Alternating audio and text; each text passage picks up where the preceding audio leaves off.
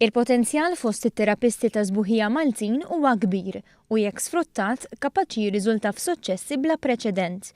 Klim Lidja Sarfati, Pollakka li tgħix fi New York b'esperjenza vasta fis-settur ta' sbuħija. Ilha fis-settur aktar minn 40 sena u kollox beda bi spa li fetħet fiċ-ċentru ta' Manhattan fl-1977.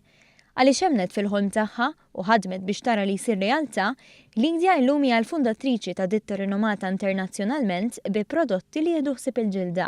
L-esperjenza tagħha fis-settur qed taqsamha madwar id-dinja u hekk għamlet f'pajjiżna meta f'seminar mifrux fuq jumejn iltaqet ma' 50 terapisti ta' sbuħija Maltin u qasmet magħhom informazzjoni utli dwar kif fil-fema tagħha jistgħu jiksbu suċċess. So I have helped them to understand what it really takes to become successful in the business and also help them to be more organized, not only professionally, but personally as well. Hija qasmet mal-professjonisti Maltin numru ta' sitwazzjonijiet li jistgħu jgħinuhom kemm fuq livell professjonali u anki personali. Just giving things like that, which are lifestyle tips that make you feel better about who you are, is very helpful because as a result, it will make them more successful, will make them feel less chaotic. Sarfati temmet l-intervista ma' One News hekk kif bdieta,